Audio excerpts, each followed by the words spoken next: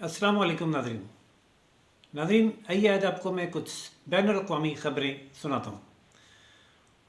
नाज़रीन, आपको मालूम होगा कि ईरान पर अमरीकी सदर ट्रंप ने कुछ पाबंदियाँ आयद की थीं।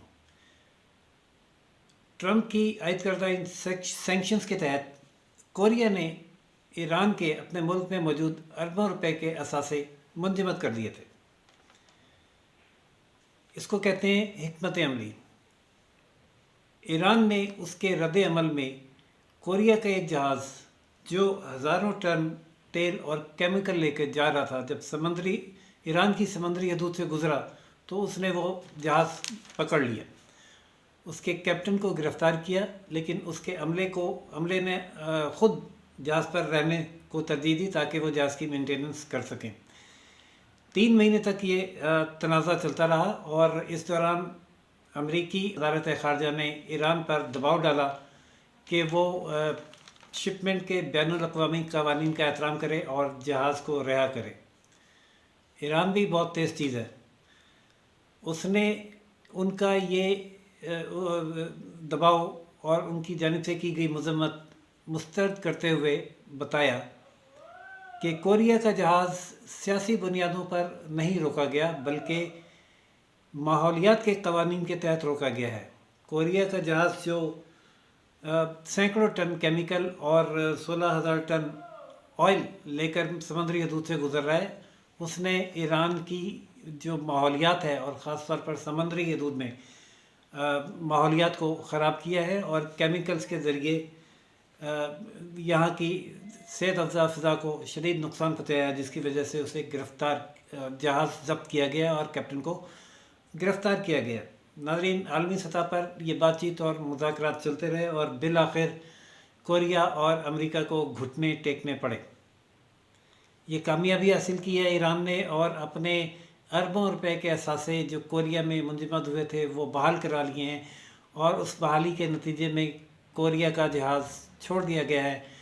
जहाज़ रिहा होने के बाद कोरिया की वजारत ने यह ऐलान किया है कि उनका कैप्टन जो है और उनका अमला, उसकी सेहत अच्छी है और सेहतमंद हालत में है। उनके साथ कोई बदसलूकी नहीं की गई और कोई ऐसा रवैया नहीं इख्तियार किया गया जिससे उनकी सेहत को कोई नुकसान पहुंचता, जबकि उनका जहाज़ भी वर्किंग कंडीशन में है। नाज़रीन, यही महज़ब कौमों का वतीरा होता है कि वो अगर दुश्मन को किसी को आलमी इश्यूज़ पर गिरफ़्तार करते भी हैं तो लेकिन उसके साथ जो हमारे इस्लाम ने बताया है सलूक इंसानी बुनियादों पर बेहतरी किया जाता है, जो ईरान ने किया, क्योंकि किसी के साथ ज़ाती दुश्मनी तो नहीं थी।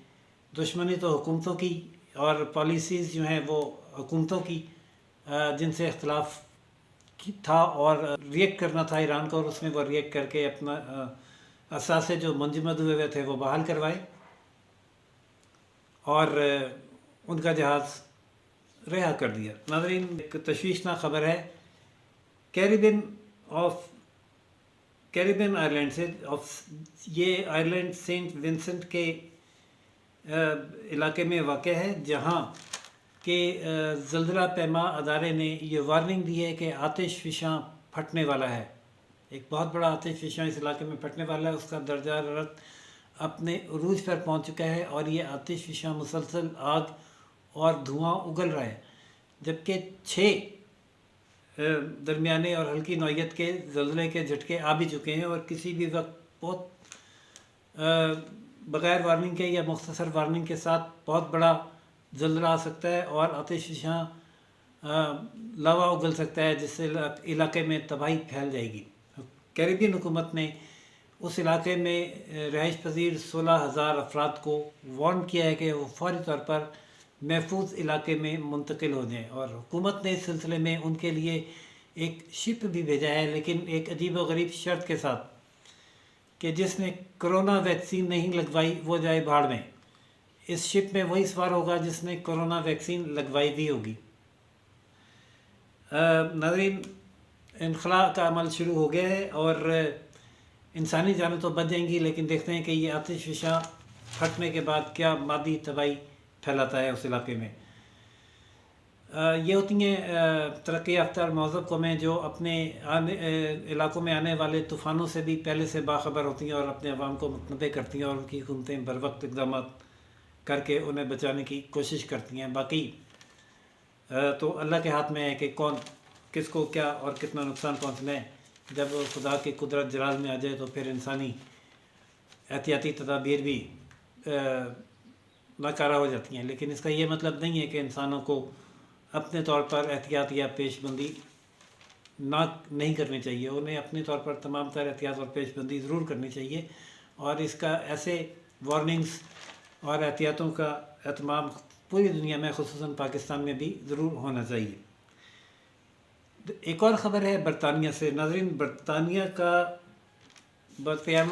میں ایک بہت بڑا ہوٹل جو لندن میں واقع ہے، گرینڈ شیریٹن پارک لین ہوٹل، اس کے 83 سالہ ارب پتی مالک کو اس کے گھر میں قتل کر دیا گیا ہے.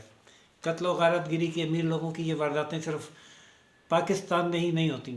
پیسہ ہر جگہ انسانی جان لینے کا سبب بن سکتا ہے، چاہے وہ برطانیہ جیسا مہذب ملک ہی کیوں نہ ہو.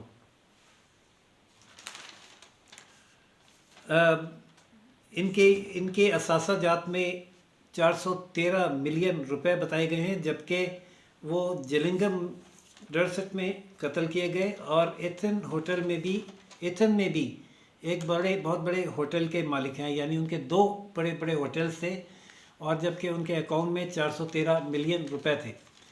وہ اپنے گھر میں رات کو جب آرام کر رہے تھے تو ان کے گھر میں کسی نامعلوم شخص نے اٹیک کیا اور ان پر حملہ کیا. حملے کے نتیجے میں وہ خود تو جاں بحق ہو گئے زخموں کی تاب نہ لا کر، لیکن ان کی 60 سالہ اہلیہ کو زخمی حالت میں ہاسپٹل منتقل کر دیا گیا ہے اور انہیں ہیلی کاپٹر کے ذریعے ہسپتال منتقل کیا گیا ہے.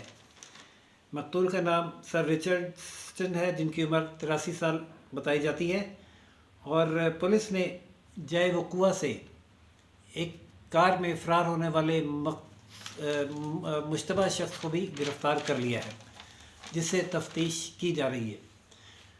ناظرین، یہ تھی کچھ عالمی خبریں آج کی. میں نے کہا روٹین میں پاکستان کی خبریں سن کے تو آپ بور ہو گئے ہوں گے اور وہ یہ چل بھی رہی ہوں گی، سینکڑوں یوٹیوب چینل ہیں. آج کچھ آپ کو عالمی حالات سے بھی باخبر کیا جائے اور یہ سلسلہ بھی میں وقتاً فوقتاً جاری رکھوں گا تاکہ آپ کی دلچسپی کی جو خبریں پاکستان سے باہر ہیں وہ بھی آپ تک پہنچتے رہیں.